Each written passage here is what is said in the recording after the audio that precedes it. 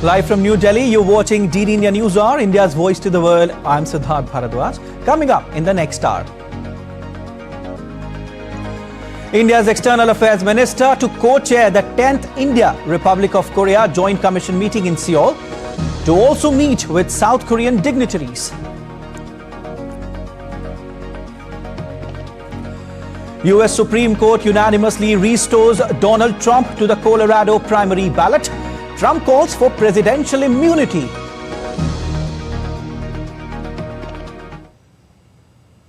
The voters can take the person out of the race very quickly, but a court shouldn't be doing that. Americans set to vote simultaneously on biggest day on election calendar, Super Tuesday. 15 US states and 1 territory to witnessing polling.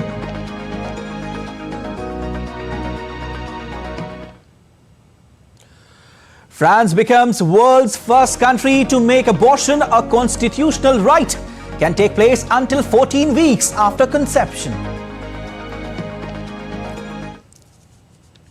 The world guaranteed ensure that it will never be put into question.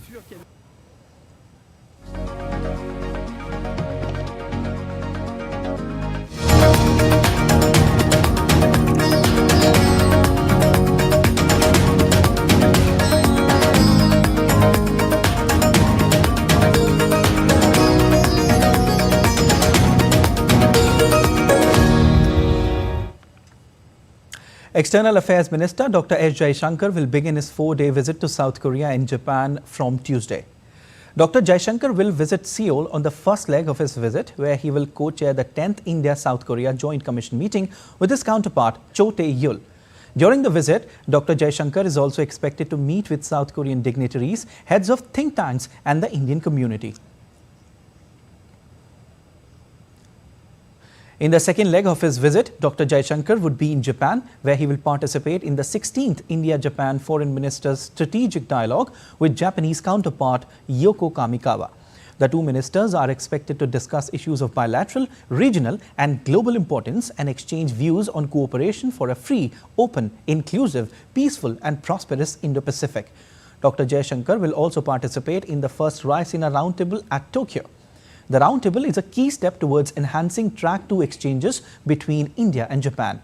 He is expected to interact with business leaders, think tanks and academia, building upon strong cultural and people-to-people ties. And DD India correspondent Chris Gilbert tells us more from Tokyo. Yeah, so as I say, there are issues here of regional security. South Korea has expressed an interest in joining Quad, which of course is the 4-nation group of the US, Australia, Japan and India. India has benefited greatly, according to experts, from the maritime support that comes from those countries in patrolling its waters and shared waters in the area. There are other areas of economic interest as well, particularly around semiconductors. We've seen a couple of announcements this week from India already, considering joint ventures with Taiwan and Renesas from Japan and new manufacturing facilities that are going to be built in India. There is speculation that they may also be looking for investment from South Korea, which is for the last 10 years has been the second, number 2 ranked semiconductor manufacturer in the world. Japan is number 3, is looking to catch up. But with these new joint venture agreements coming out between India and Taiwan and Japan in the last year or so, and memorandums of cooperation, they may also be looking to further de-risk, as they say, their economies from what they perceive to be security threats such as China, and look for more cooperative areas of economic engagement. Indian Prime Minister Narendra Modi will be in Telangana today, where he will dedicate to the nation the Civil Aviation Research Organization Center in Hyderabad on Tuesday. CARO has been set up at Begumpet Airport in Hyderabad to upgrade and enhance the research and development activities in the civil aviation sector. This state-of-the-art facility is compliant with 5-star GRIHA rating and energy conservation building code norms. He will inaugurate, dedicate and lay the foundation stone of multiple development projects worth rupees 6,800 crores in Sangareddy, Telangana. These projects encompass multiple key sectors like road, rail, petroleum and natural gas. Later in the day, he will visit Odisha, where he will inaugurate, dedicate and lay the foundation stone of multiple development projects worth over rupees 19,600 crores at Chandikol, Jajpur. Also, earlier on Monday, Prime Minister Narendra Modi was in Tamil Nadu, where he observed the commencement of core loading for India's 500 MWE prototype fast breeder reactor at the Kalapakkam nuclear complex. This event, managed by Bhavini, that is Bharatiya Nabhikya Vidyut Nigam Limited, signifies a significant achievement in India's nuclear power journey. Our correspondent spoke to KV Suresh Kumar, CMD of Bhavini. Let's listen in. We are right now in Bhavini's Kalpakam Center, which is, putting India in world map. Why I'm saying that? Because they have the first fast breeder reactor, which is currently operationalized. And I have with me the CMD of Bhavini.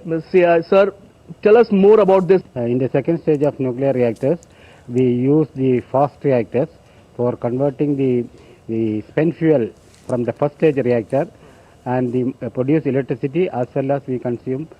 We produce more fuel than what it is consumed. So if you take 100 kg of plutonium is used for electricity production, we approximately get around 110 kg of the fuel. So that way we can sustain the reactor. So in nutshell, if you have 10 reactors operating in the country of the second stage reactor, every year we will get fuel equivalent to one more reactor. This reactor has got some more advantages. It can use the thorium as the blanket, which can be converted to uranium, thereby producing the fuel for the third stage reactors. Right. Then this reactor has got a very high efficiency compared to the first stage reactor, wherein the efficiency is only 30%, whereas the second stage reactor we have got around 40% efficiency. And third and most important thing is, this reactor has got highest safety standards. I think Russia is the only country right now currently which has the capability of a fast breeder reactor, and this is what starts. You guys are starting a movement in India's electricity generation and at the same time becoming net zero by 2070. Yes. Actually, many countries have tried, but presently they have shut down the reactor because they wanted to go for almost the design requirement as well as the safety standard as what we have for this reactor. So they are doing a lot of research on this one. At present, only Russia is having commercial reactor, and when this reactor goes commercial, we will be the second country after Russia to have a commercial reactor producing the electricity of this magnitude. I wanted to show you guys that it's not just one person who is responsible to start this huge revolution in India's energy journey. You see this whole lot of people who are here, they are part of this revolution, starting what many will call India's next gen in nuclear energy. With camera person Janardhan, this is Tapush Bhattacharya for DD India from Kalpakam in Tamil Nadu. The Indian Navy is conducting the first edition of the 3-day Naval Commanders Conference of 2024 commencing today. India's Defence Minister Rajnath Singh will witness the twin carrier operations of the Indian Navy during its inaugural session at sea. The Chief of Defence Staff, along with the Chiefs of Indian Army and Indian Air Force, will also engage with the naval commanders during the conference to discuss the convergence of the three services in light of the common national security environment. The annual event is crucial for charting the course of the Navy's future amidst a rapidly evolving maritime environment.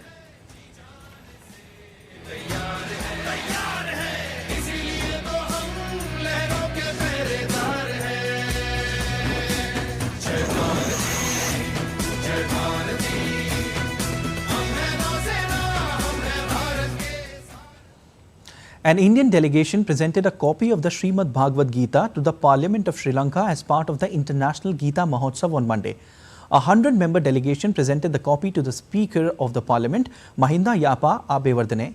On the occasion, the Speaker expressed gratitude and said that Bhagavad Gita was not just for Bharat but for entire humanity. He added that if all humans could get the message of Bhagavad Gita, problems would not have existed today. Preferring to refer to India as Bharat, Abeyewardene said that Sri Lanka has been following Bharat's tradition through a great son of Bharat, Lord Buddha. He added that Sri Lanka had been a part of Bharat at one stage.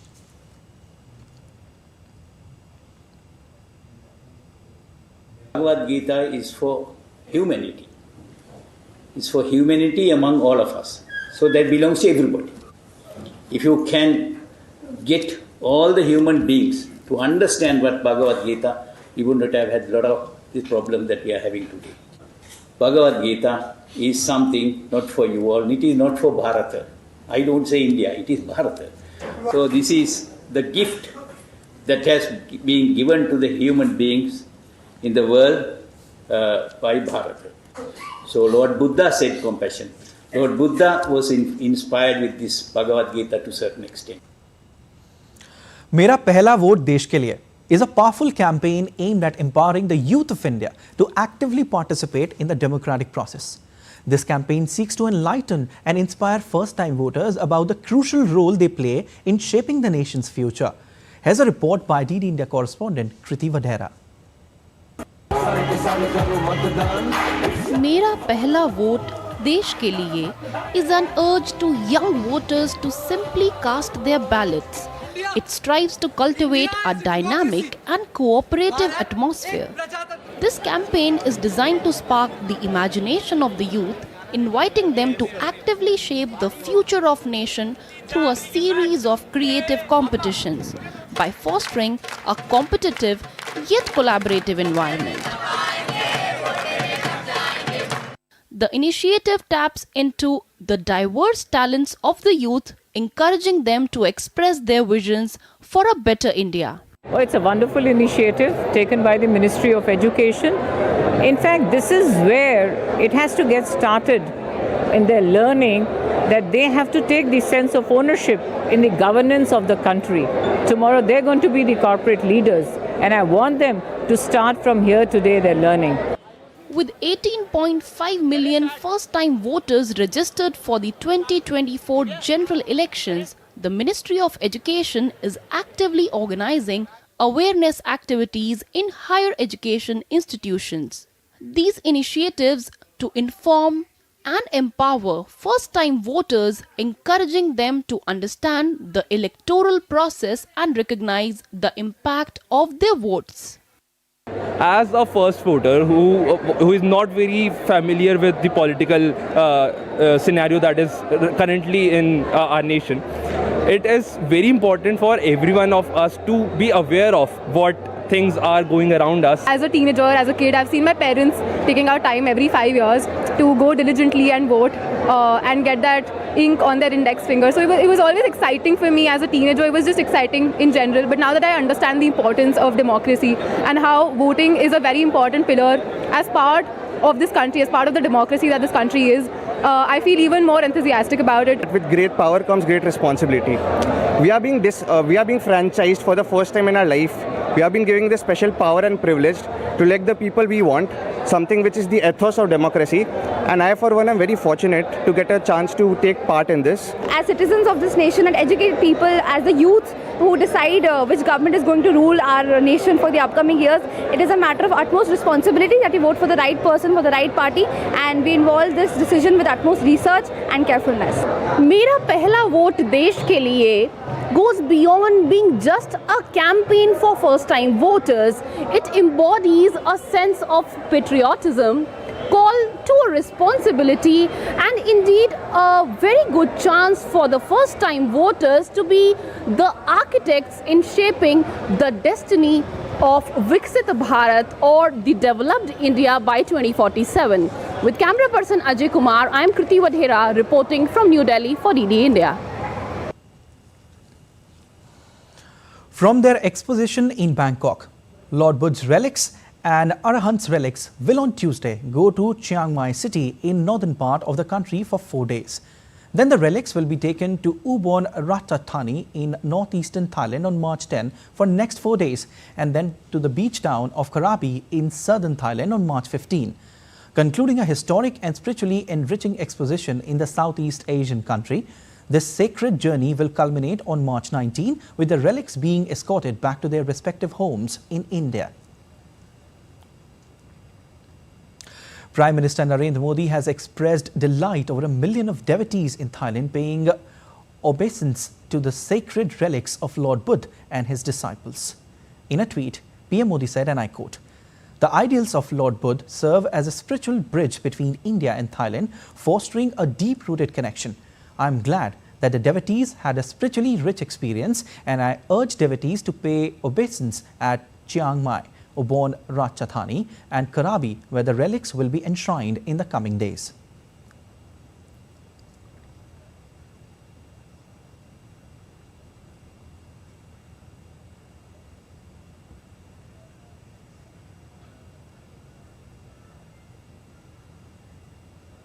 All right, let's take a look at other stories making news.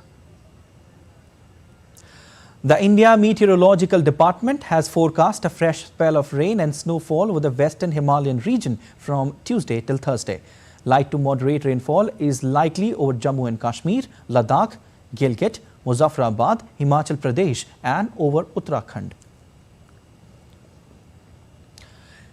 India's National Investigation Agency on Tuesday conducted search operations at 17 places across 7 states in connection with its ongoing probe into the Bengaluru prison radicalization case. The raids are underway in Bengaluru and Tamil Nadu, among other states. The Ambala-Chandigarh National Highway in the northern Indian state of Haryana has opened after 22 days. The lifting of barricades has brought relief to common people. Barricades had been placed when protesting farmers held demonstrations at the site last month. And still to come on DD News Hour. North Korea's defense ministry urges South Korea and the United States to stop military drills.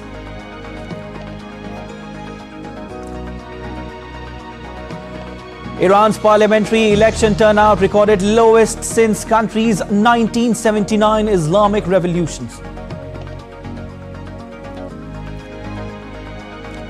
Southeast Asian leaders are meeting in Australia for a rare summit. We will tell you the details. Stay with us.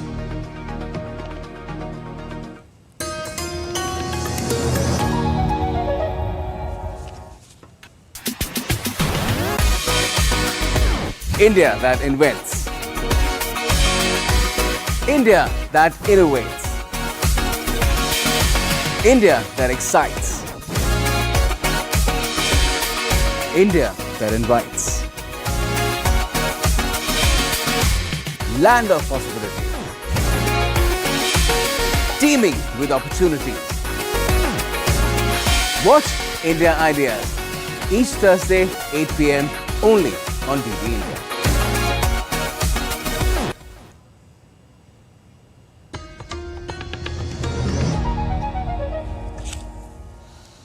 You're watching DD India News Hour. I'm Siddharth Bharadwaj. The US Supreme Court has ruled that states cannot exclude Donald Trump from voting ballots. The former president has thanked the court for ruling in his favor, calling the judgment a big win for America. It comes after a court in the state of Colorado ruled Trump should be disqualified from re-election as the January 6th attack on the Capitol building amounted to insurrection. Nick Harper reports from Washington. America's highest court took up the case after Colorado ruled that Trump's name would not appear when voters cast their ballots on Super Tuesday. A court in the state said last year that the former president was constitutionally unfit to hold office again. The Colorado judges relied on the 14th Amendment of the Constitution, which says a person should be barred from office if they've been involved in insurrection. And Colorado took the opinion that the January 6th Capitol attack should be classified as such. However, the 9 Supreme Court justices viewed it very differently. In a unanimous ruling, they said that states may disqualify a person from holding state office, but have no power to prevent a person holding federal office, especially the presidency. The former president reacted on social media, writing in capital letters, "Big win for America." He also spoke at his Mar-a-Lago residence in Florida. The voters can take the person out of the race very quickly, but a court shouldn't be doing that, and the Supreme Court saw that very well. And another thing that will be coming up very soon will be immunity for a president, and not immunity for me, but for any president. If a president doesn't have full immunity, you really don't have a president, because nobody that is serving in that office will have the courage to make, in many cases, what would be the right decision, or it could be the wrong decision. He'd earlier predicted that a ruling against him would bring chaos and bedlam to the United States. Colorado Secretary of State Jenna Griswold said the state should be able to bar oath-breaking insurrectionists from the ballot. The Supreme Court's decision is being seen as the most consequential since the 2000 election, when it essentially handed the presidency to George W. Bush by ordering the vote recount in Florida to stop, denying Al Gore. The court's judgment also overturns similar ballot bans on Trump in the states of Maine and Illinois, and on challenges in a further 14 states, which are still pending. Trump remains the likely candidate to become the Republican Party nominee to challenge Democrat Joe Biden for the White House in November's presidential election. Nick Harper in Washington, reporting for DD India. Meanwhile, US President Joe Biden and former President Donald Trump are expected to continue their respective marches towards the presidential nominations for the parties on Tuesday, when 15 US states and 1 territory are set to vote. So-called Super Tuesday sees the most Americans go to the polls on a single day in the presidential primary season. Kate Fisher reports from Washington. She's lost every primary contest, bar one, to rival Donald Trump. But former US Ambassador to the UN, Nikki Haley, is still fighting to win the Republican presidential nomination. Some people wonder why Nikki Haley would stay in all the way to Super Tuesday, even though she didn't have much of a chance. And the reason is she's looking to lay some groundwork for 2028. She's going to be around, and the 3 key ingredients to winning a primary contest in the United States are endorsements, campaign contributions in terms of fundraising, and volunteers. The longer she can stay in, the longer she can build those relationships that could potentially help her next time. But this time, it very much looks like it's Trump's turn again. Wow, this is a nice crowd. The former president's expected to make a clean sweep on Super Tuesday. But analysts say that with Haley still in the race, the results could tell us more about where the battleground states in November might be. But I think it is going to make more clear who are the people that are not satisfied with Trump and that might be more likely to not vote. And so that's going to be, those are the voters are then going to become the swing voters. Those are the voters that both Trump and Biden are going to be fighting over. But where that middle ground is always a changing landscape. And so where Haley does well is at least one way of articulating who those people are. And US President Joe Biden will need the support of every last one of them in November as he continues to trail Trump in several national polls. But with no real challenger in his own party's primary, he's all but assured victory. What we're really looking for in a primary election isn't whether or not Joe Biden wins by 90 or 95%. What we're really looking at is the number of people he's able to energize and get out to vote, even though there's not much to vote for. Turnout numbers could give an indication of how enthusiastic Democrats are about their party's likely nominee. There may be less suspense than usual, but the results could offer us a glimpse of the potential strengths and weaknesses of Joe Biden and Donald Trump as they prepare for a likely rematch in November's presidential election. In Washington, Kate Fisher reporting for DD India. France has become the first country to enshrine the right to access abortion services into its constitution. Lawmakers and senators overwhelmingly approved the changes in a rare joint session of parliament at the Chateau of Versailles. The time limit has since been extended to 14 weeks, with the cost of the procedure covered by the National Health Insurance System. DD India correspondent Ross Cullen reports. The Congress has adopted the constitutional bill on the freedom to have access to abortion, as approved by the 3/5 majority of votes cast. Majorité requise pour l'adoption du... Well, the historic vote took place on Monday at the Chateau of Versailles. It was a joint session of Parliament, which is a pretty rare event. MPs and senators coming together to vote, more than 900 parliamentarians in the famous former royal palace, voting on whether or not they wanted to enshrine the right to access an abortion into the French constitution. And this policy had easily passed the lower house in January, it passed the upper house in February. This was the final parliamentary hurdle and it cleared it with an overwhelming majority, 780 MPs and senators combined voting in favour and just 72 against. Nous pouvons changer le cours de l'histoire. Women's body are nothing but an empire of their freedom and their free will. And ladies and gentlemen, not a tool for a project that is not their own. Léguée, celle d'appartenir à un peuple. Notre constitution n'est pas seulement la base de notre ordre juridique. Our constitution is not only the basis of our judicial order.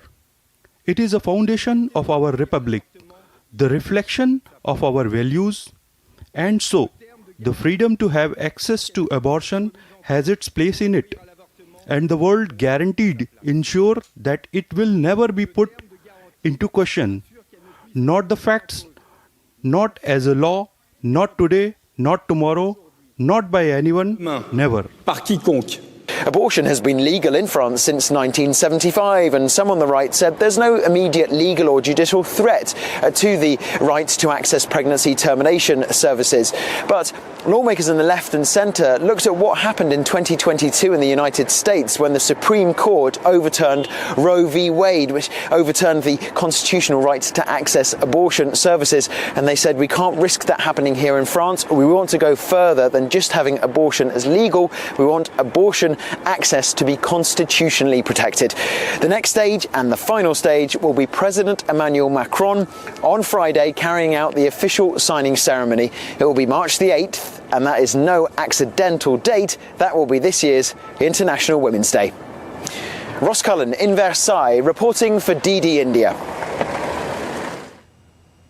Meanwhile, abortion rights activists gathered in central Paris cheered and applauded as Eiffel Tower sparkled in the background and displayed the message, "My body, my choice," after French lawmakers voted to inscribe abortion in its constitution.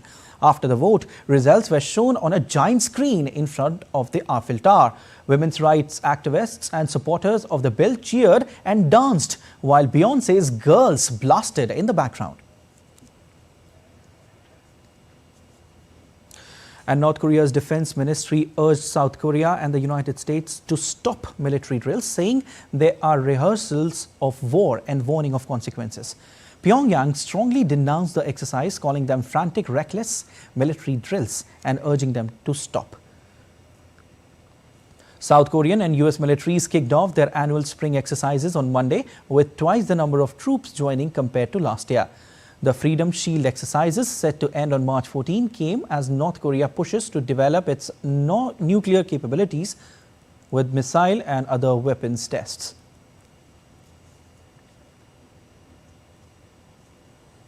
Staying with Asia, Taiwan's armed forces will increase the number of missile drills they hold this year in response to a change in enemy threat. Defense Minister said this amidst China's ramped-up military pressure to force the island to accept its sovereignty claims. The minister said that unlike past exercises which were undertaken to limit the impact to aviation and everyday life, current ones aim at boosting training.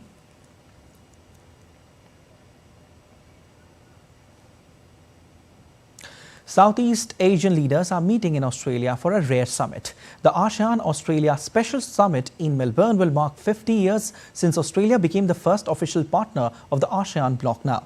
Prime Minister of Thailand, Srettha Thavisin, Sultan of Brunei, Hassanal Bolkiah, and Prime Minister of Vietnam, Pham Minh Chinh arrived in Melbourne ahead of the ASEAN-Australia Special Summit. Indonesian leader Joko Widodo also arrived in Australia to attend the summit. The summit is expected to discuss deepening joint efforts to reduce carbon emissions in the region. Security in the Asia-Pacific region is also on the summit agenda. The 2024 Special Summit is hosted by the Prime Minister of Australia, Anthony Albanese, MP, and will be held from 4 to 6 of March. India's Prime Minister Narendra Modi congratulated Shehbaz Sharif on being sworn in as the Prime Minister of Pakistan.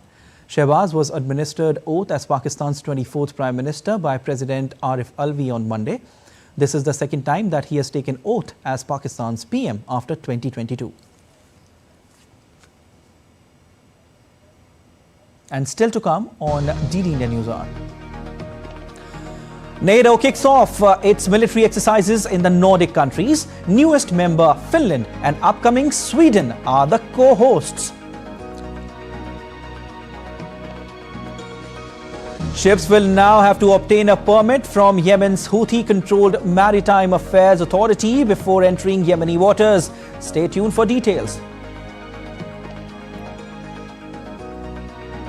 And International Atomic Energy Agency Chief Rafael Grossi to meet Russian President Vladimir Putin. Stay with us to know more.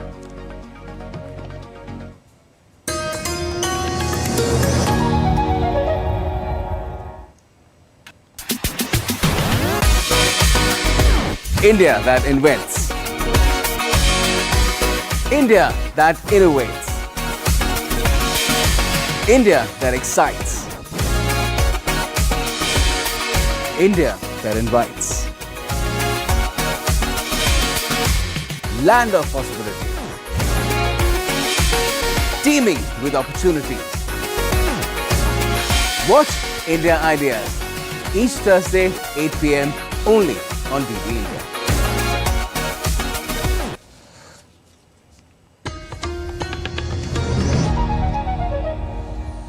You're watching DD India News Hour. I'm Siddharth Bharadwaj, and let's have a look at the headlines once again. India's External Affairs Minister to co-chair the 10th India-Republic of Korea Joint Commission meeting in Seoul to also meet with South Korean dignitaries. US Supreme Court unanimously restores Donald Trump to the Colorado primary ballot. Trump calls for presidential immunity.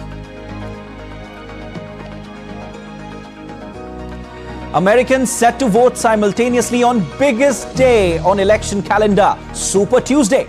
15 US states and 1 territory to witnessing polling in the primaries. France becomes world's first country to make abortion a constitutional right. Can take place until 14 weeks after conception.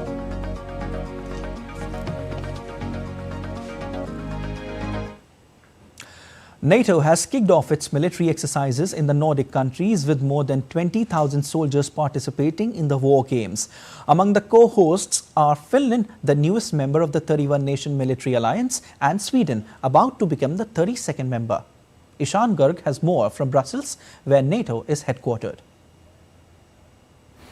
The war games are part of NATO's wider exercise Steadfast Defender 24, aimed at showing the group's military prowess as a deterrent to Russia. The broader war games involve more than 90,000 troops and is the biggest NATO drill since the Cold War. 20,000 soldiers from 13 countries are participating in the Nordic part of the exercise. Officials say the aim is to improve coordination between the forces. Norwegian military officials say these exercises have become crucial in the current circumstances. After Russia's full-scale invasion of Ukraine, Nordic countries have become increasingly wary of their own security. Finland, which shares a 1,340-kilometer-long boundary with Russia, and Sweden, which borders Finland, applied for NATO membership in 2022. Finland has since become a member, while Sweden is expected to join in soon as its membership was finally approved last week. Military officials say the area around the Arctic, also known as the High North, is among the most difficult terrains to guard. This is why these drills, now known as the Nordic Response, are crucial to ensuring preparedness in conflict situations. They involve more than 50 submarines, some aircraft carriers and amphibious vehicles at sea, and over 100 combat and cargo aircrafts. Thousands of soldiers are on the ground and they're using artillery systems, tanks and tracked vehicles during the exercise. NATO says it currently does not foresee a direct threat from Russia, but it's not holding back on projecting strength either, especially as military intelligence officials say Moscow is set to rapidly ramp up its military presence along NATO borders in the next decade. Ishan Garg in Brussels, reporting for DD India. Israel's military said that UN aid agency UNRWA in Gaza employed over 450 military operatives from Hamas and other armed groups on Monday. Israeli Army spokesperson Rear Admiral Daniel Hagari said Israel has shared this intelligence with the United Nations. over 450 UNRWA employees are military operatives in terror groups in Gaza. Over 450. This is no mere coincidence. This is systematic. Donations that are meant for humanitarian purposes, meant to benefit the people of Gaza, are funding mass murderers and rapists. We send the information that I'm sharing now, as well as further intelligence, to our international partners, including the UN. US Vice President Kamala Harris on Monday urged Israel to craft a credible humanitarian plan before conducting major military activities in Rafah. She said during a meeting with Israeli War Cabinet member Benny Gantz. She also pressed Israel to take more measures to get aid into Gaza. Israel last month intensified its bombardment of Rafah in Gaza's south. Gantz, a political rival to Israeli Prime Minister Benjamin Netanyahu, is expected to meet US Secretary of State Antony Blinken on Tuesday. Quick update on truce talks. Hamas and Egyptian mediators said on Monday that they were going ahead with talks in Cairo on securing a ceasefire in Gaza. The talks, which began on Sunday, continued for the second day despite Israel's decision not to send a delegation. However, according to sources, mediators were in touch with the Israelis, allowing negotiations to continue despite their absence. All related sides hope to secure the first extended ceasefire of the 5-month-old war in time for the Muslim fasting month of Ramadan, which begins on Sunday. And meanwhile, the Israeli army released aerial footage of its military strikes targeting southern Lebanon. Some of the Israeli targets were hit in response to rockets intercepting over the border area on Monday morning, fueling fears of a bigger confrontation. Now, Houthi terrorists are trying to escalate the conflict in Gulf of Aden with their recent decision. Houthi minister on Monday said that ships will have to obtain a permit from Yemen's Houthi-controlled Maritime Affairs Authority before entering Yemeni waters. Houthi rebels have repeatedly launched drones and missiles against international commercial shipping in the Gulf of Aden since mid-November.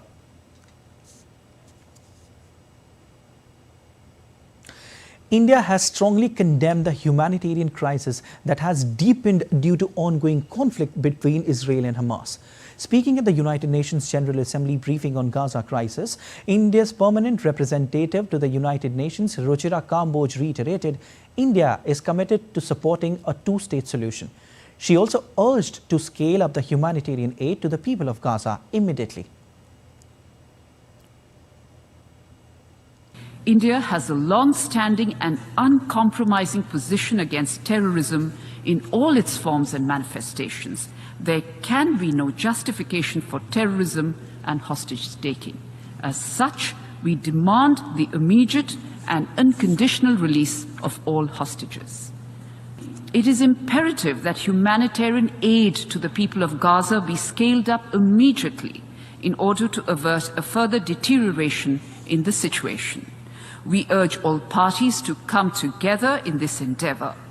India has provided humanitarian aid to the people of Palestine and will continue to do so.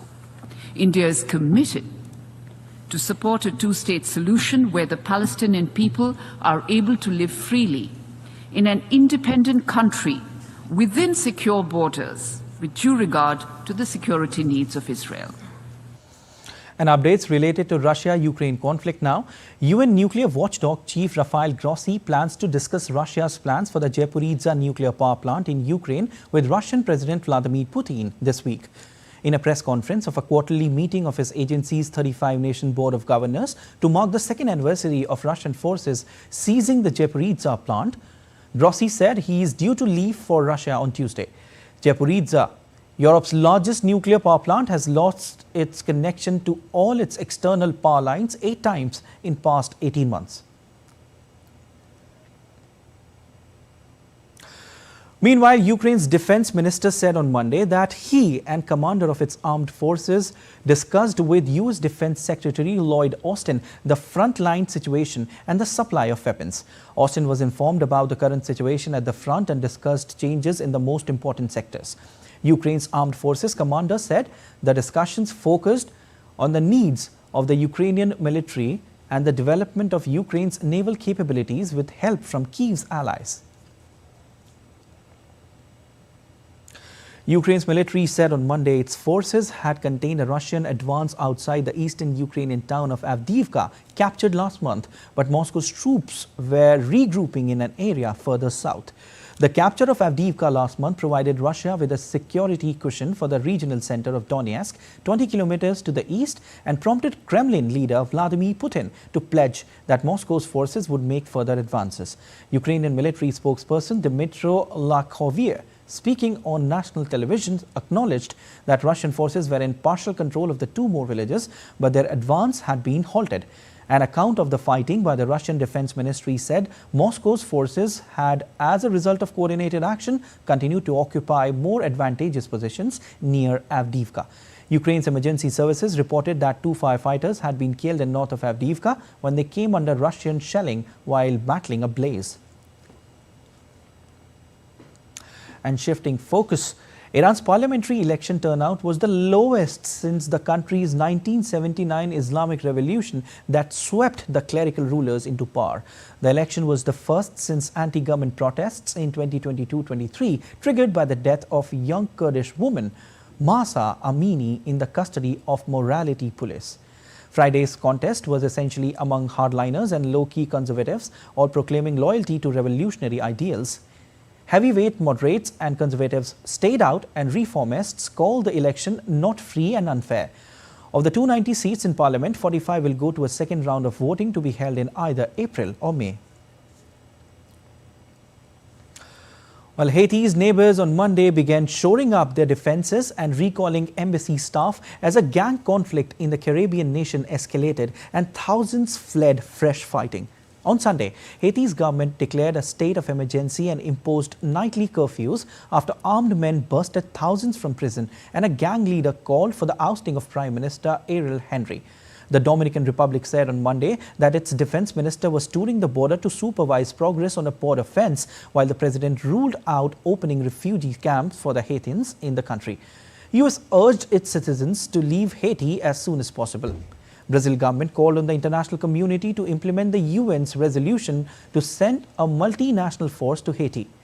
Neighboring Bahamas said it had called embassy staff back to New Providence, while Mexico said its nationals should limit themselves to essential transit and stock up on water, fuel, and non-perishables.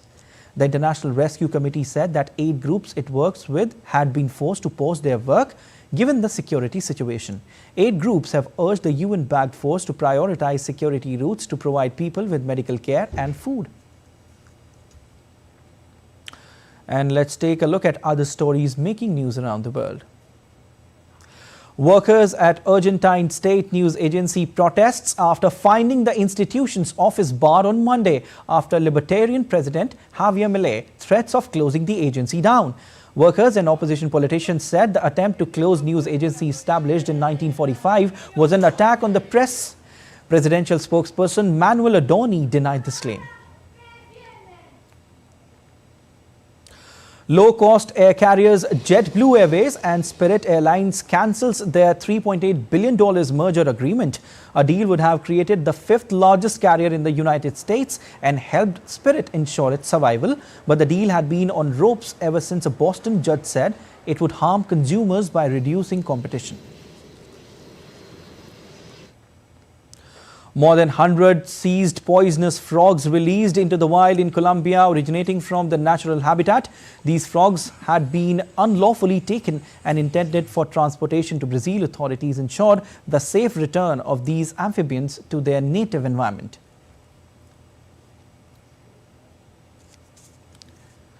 Paris unveils its official posters for the Paris 2024 Olympic and Paralympic Games.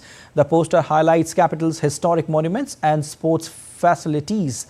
The official posters is inspired by the surrealist artist movement with a level of precision and detail unprecedented in the history of Olympic and Paralympic Games.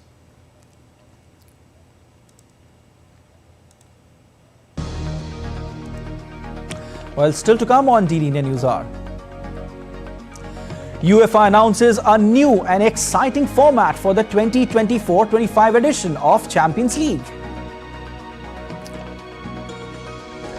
And for the first time ever, India's women's and men's table tennis teams qualify for the Olympics through the World Team Rankings. And we will show you the breathtaking northern lights in Moha, turning dark sky into red and green aurora.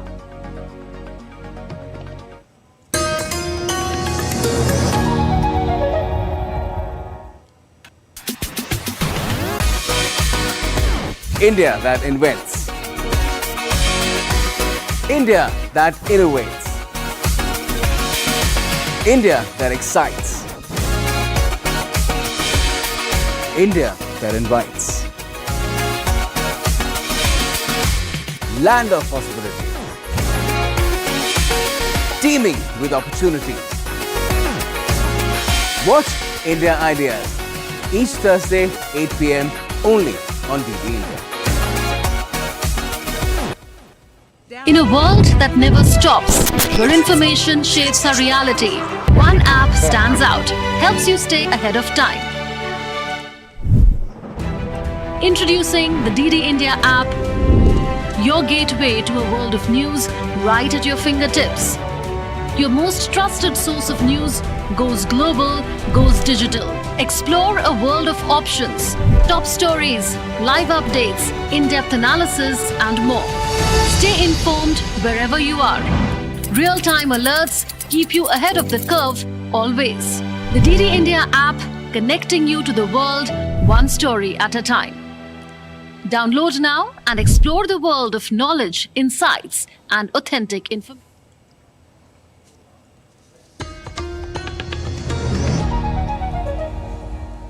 Well, you're watching DD India News Hour. I'm Siddharth Bharadwaj, and a quick update on the top story we are tracking at the DD India News Hour. External Affairs Minister Dr. S. Jaishankar has arrived in South Korea, beginning the day with meeting Director of the National Security Chang Ho-jin in Seoul. The two leaders held useful discussion on shared convergences in the Indo-Pacific and contemporary regional and global issues. Dr. Jaishankar will co-chair the 10th India-South Korea Joint Commission meeting with his counterpart Cho Tae-yul.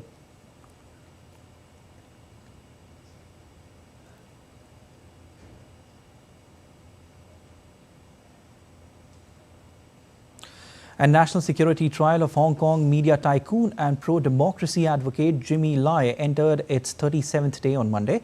Apple Daily's former lead editorial writer Yung Ching-kee testified on Monday. Yung said that Jimmy Lai had instructed the outlet's editorial team to recruit more overseas commentary article writers, adding that they would not fear the national security law and could ask tough questions. Lai has pleaded not guilty to 2 charges of conspiracy, that is, to collude with foreign forces and to publish seditious material. And some business news now. Chinese stocks stumbled on Tuesday, dragging Asian peers with them as investors showed their disappointment at Beijing's plans to support the economy as its week-long annual session of Parliament, the National People's Congress, got underway. Equities around the rest of the region were also on the back foot following a retreat from record highs on Wall Street overnight on signs the US Federal Reserve is in no hurry to cut interest rates.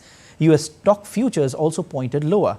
Gold marketed record closing high of $2,114.99 on Monday and continued to hover at that level in the latest session. Japan's Nikkei slid 0.59% after reaching a fresh peak on Monday. Chinese blue chips lost 0.2% and Hong Kong's Hang Seng slumped 1.3%. Odds for the US rate reduction by the Fed's May meeting declined below 22% from 26% a day earlier. The dollar index was last flat at 103.83. Elsewhere, crude oil continued to tick lower on Tuesday. Brent futures were off 11 cents to $82.69 a barrel, while US West Texas Intermediate eased 19 cents to $78.55 a barrel.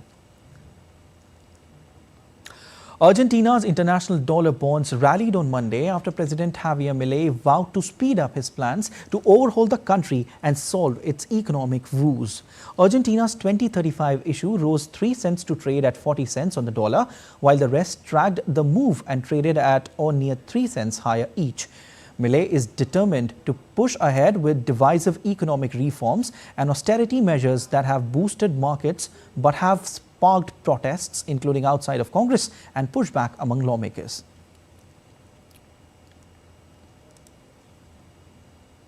And you're watching DD India News Hour. Time now for sport. The UEFA on Monday announced a new and exciting format for the 2024-25 edition of the Champions League. From the 2024-25 season onwards, 36 clubs will participate in a single league phase instead of the present group stage format, where 32 participants are divided into 8 groups of 4. This change, known as the Swiss model, marks a departure from the traditional group stage format and introduces a more inclusive and dynamic structure. The UEFA on its social media platform has also released a video that covers everything about the new structure. And former World Championships bronze medalist Sai Praneeth announced retirement from his 24-year-long career. The 31-year-old shuttler ended India's 36-year-old drought of a World Championships medal in 2019 and also represented India at the Tokyo 2020 Olympics. Sai Praneeth, who achieved a career best ranking of world number 10, also made history by becoming the second Indian man to win a medal at the BWF World Championships after the legendary Prakash Padukone. The 31-year-old is set to begin a new innings as the head coach of the Triangle Badminton Academy in the US after retirement.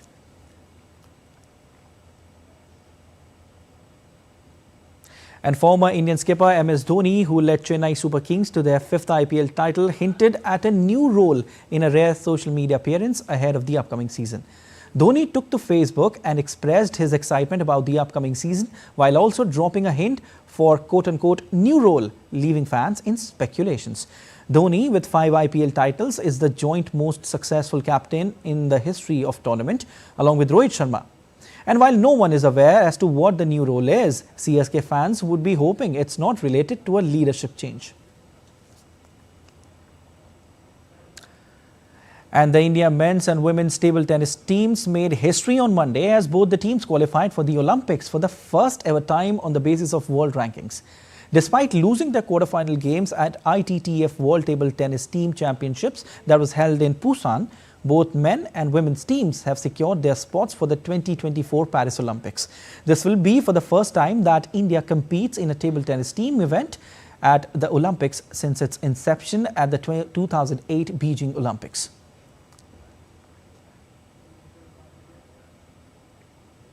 Well, the 42nd Petroleum Sports Promotion Board Lawn Tennis Tournament is taking place in New Delhi. Speaking on the motto of the event, Senior General Manager of Engineers India Private Limited said that sports has witnessed a transformational journey in the last 9 years, and this all has been made possible because of various governmental initiatives.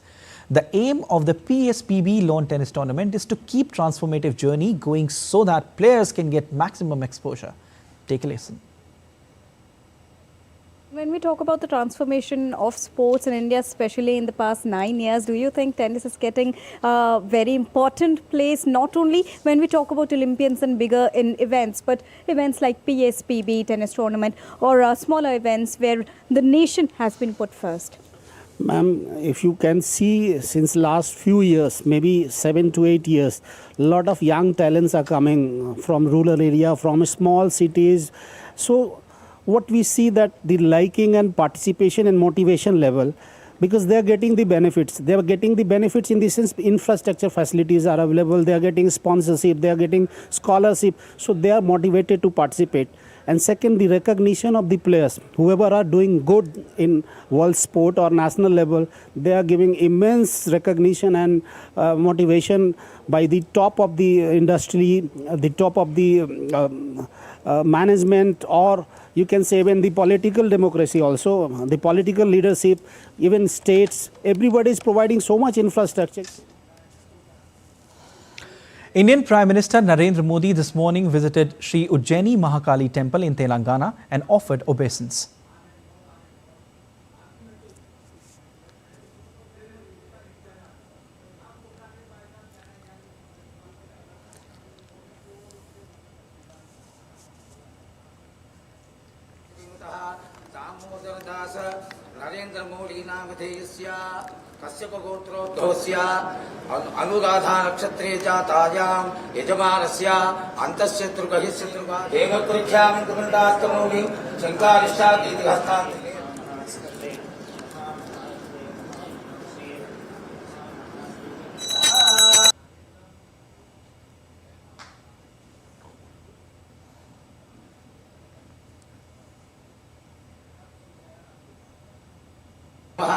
अद्य सर्वगुण विशेषं विशिष्टायां शुभतिथौ श्रीमान् श्रीमतः दामोदरदास नरेंद्र मोदी नाम विधेयस्य कश्यप गोत्रोद्भवस्य अनुराधा नक्षत्रे जातायां यजमानस्य अन्तस्य दुर्गस्य देवकृख्यामि कुमण्डास्तमौलिं शङ्कारिष्टागीतिहस्तान्.